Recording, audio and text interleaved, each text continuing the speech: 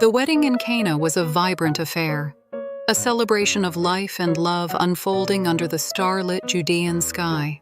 Laughter and the rhythmic strumming of lutes echoed from the stone house, mingling with the savory scents of roasted meats and sweet pastries. Jesus and his disciples were among the many guests, finding a quiet corner to observe the joyous scene. His mother, Mary, was also present, her kind eyes watching over the festivities with a gentle serenity. Among the disciples, John felt a sense of awe. He leaned over to Peter, a grin on his face. "This is a truly magnificent celebration, isn't it? The food is wonderful, and this wine, it's the finest I've ever tasted." Peter, his rugged fisherman's hands resting on his knees, simply nodded, his gaze fixed on their new teacher. Just days before, they had been simple men from Galilee, and now they found themselves in the company of a man who spoke with an authority they had never encountered. But the atmosphere began to shift. A quiet urgency replaced the earlier lightheartedness. A young servant, his face etched with worry, hurried over to Mary and whispered a few words.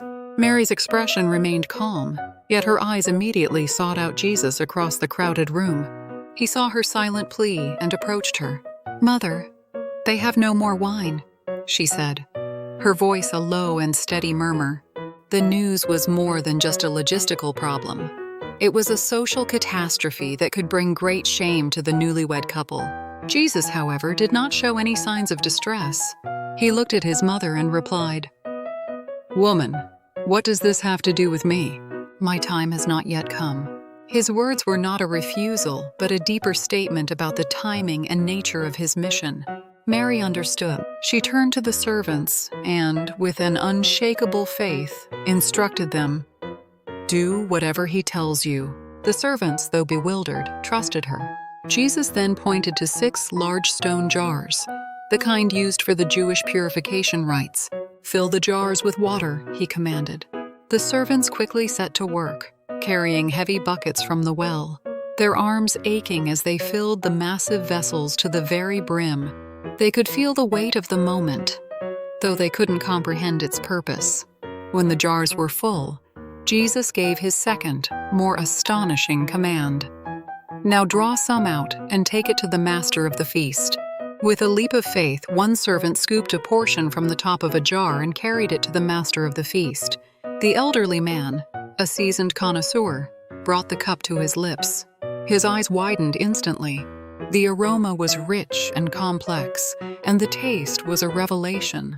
A full-bodied, sweet, and perfectly balanced wine that was superior to any he had ever tasted. In his astonishment, he called the bridegroom over.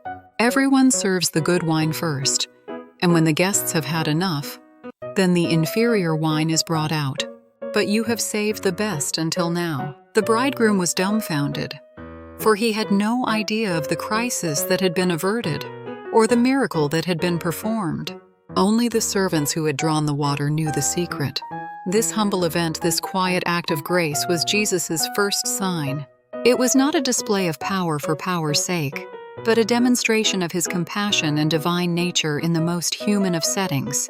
For his disciples, it was a moment of profound revelation. They had seen him calm a storm in their hearts, but now they had seen him transform the very substance of the world. This simple act of turning water into wine solidified their faith, proving that the man they followed was indeed the Son of God, capable of turning the ordinary into the extraordinary, and ushering in a new era of grace and abundance.